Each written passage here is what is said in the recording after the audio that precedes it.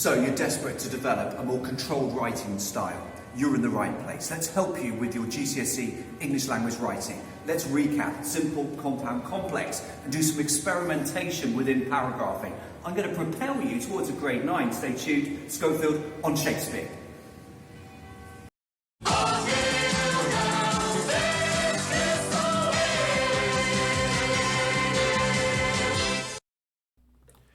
In this video, we will recap different sentence types, simple, compound and complex.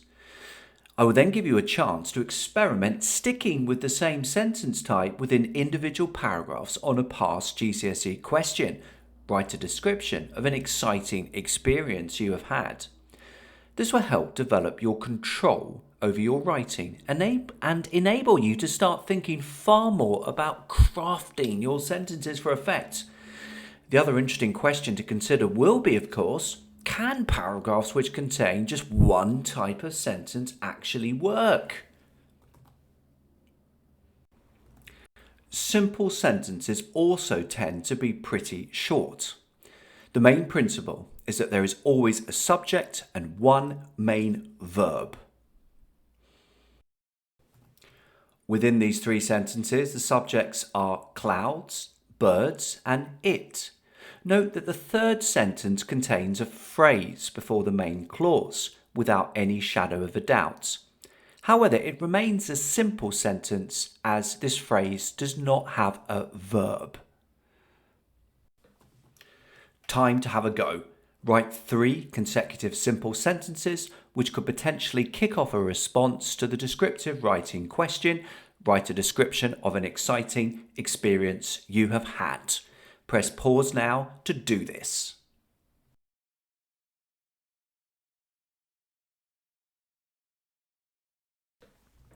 Compound sentences are essentially simple sentences linked by the conjunction and, or but. If you were to hypothetically remove the and, or but and add a full stop, you would be left with simple sentences.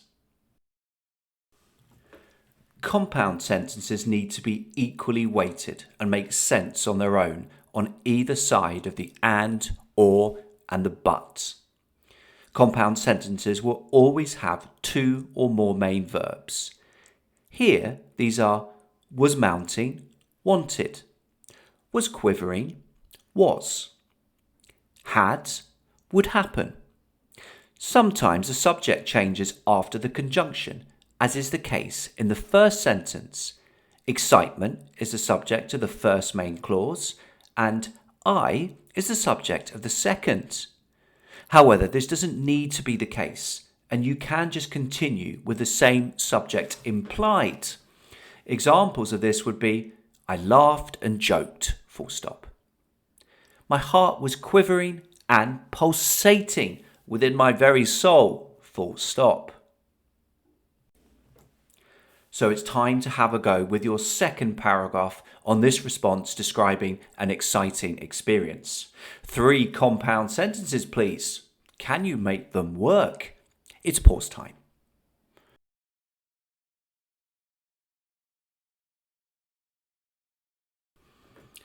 Complex sentences.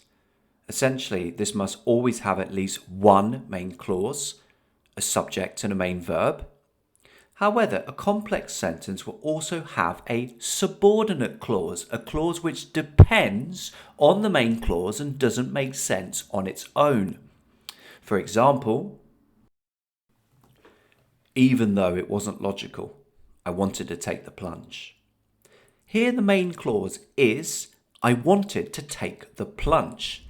This makes sense on its own and could be a simple sentence. The subordinate, the dependent clause is, even though it wasn't logical. This doesn't make sense on its own. We need to know what the consequences of the person recognizing the lack of logic are. We need to know what follows. Note that both main and subordinate clauses have verbs. However, only a main clause will have the main verb, which means that it can make sense on its own. Now write a third paragraph describing an exciting experience. I want you to use 3 complex sentences, but 3 complex sentences which start with a subordinate clause and are followed by a main clause. Always separate a main and a subordinate clause with a comma. No more clauses than this, please. It's pause time.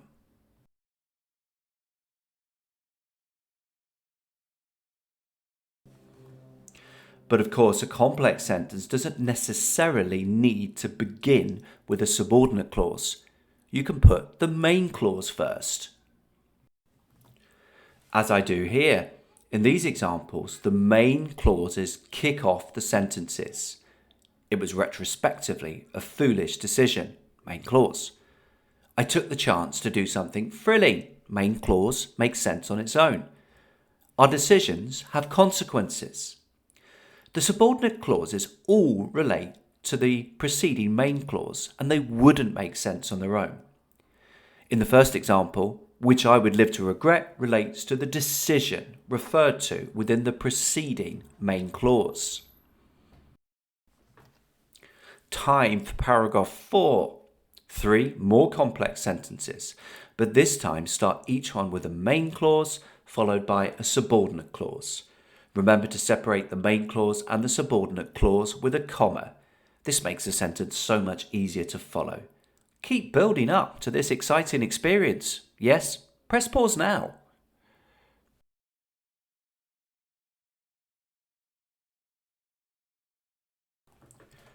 But of course, a complex sentence can potentially contain one or more subordinate clauses. In these sentences, I start with a subordinate clause, looking back, in spite of having been responsible for so many years, without thinking it through, before continuing with a main clause. I was in a strange mindset. I felt compelled to try something different. I jumped out of the window. I then add a second subordinate clause at the end, which gives further detail about the main clause. Note that each time I switch between a main and a subordinate clause, I use a comma. Time to have a go at this. In paragraph 5, I want you to write 3 consecutive complex sentences which follow the format subordinate clause, comma, main clause, comma, subordinate clause, full stop. The title? Write a description of an exciting experience you have had. Press pause now.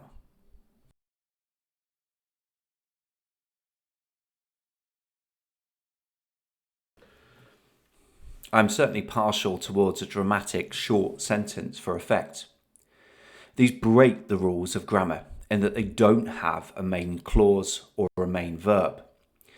However, provided this is an obvious conscious decision, a few of these can work extremely well. Silence, full stop. Motion, full stop. Silence, full stop. Within this particular piece of writing, these are intended to build up a sense of anticipation and reflect time being suspended as I fall from the window. So have a go at writing dramatic short sentences of your own within paragraph 6. Press pause.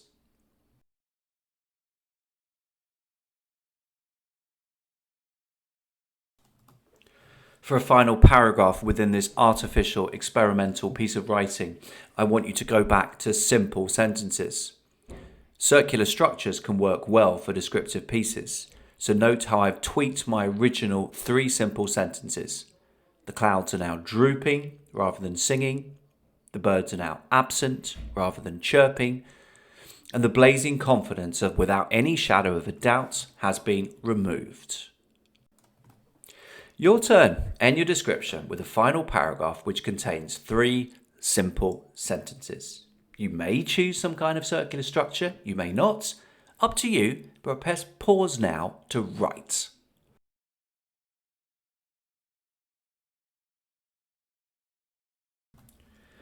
Shall we have a read through the piece as a whole? Can it really work just by sticking to 3 sentence paragraphs which just contain one type of sentence? Simple sentences. Clouds were singing in the skies. Birds were chirping.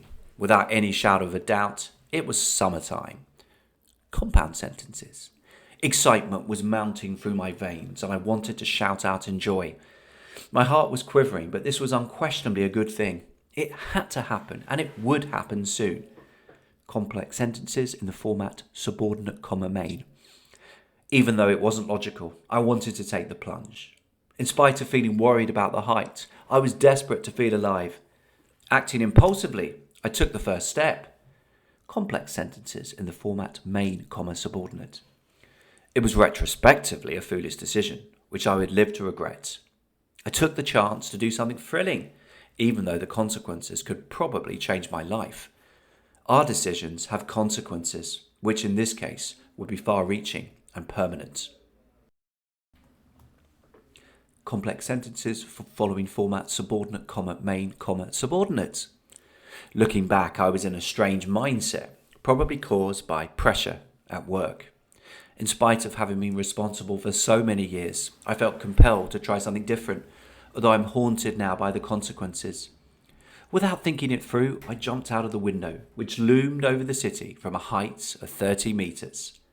Grammatically incomplete short sentences for effect. Silence, motion, silence. Simple sentences. Clouds were drooping in the skies. Birds were now absent. It was summertime. So let's return to this question. Does it really work just by sticking to 3-sentence paragraphs which use just one type of sentence type? Of course it doesn't. But the process of doing this should have helped you develop your control of your sentence structures, so that when you write, you're making conscious decisions not just about content, but about the type of sentence structure you are using.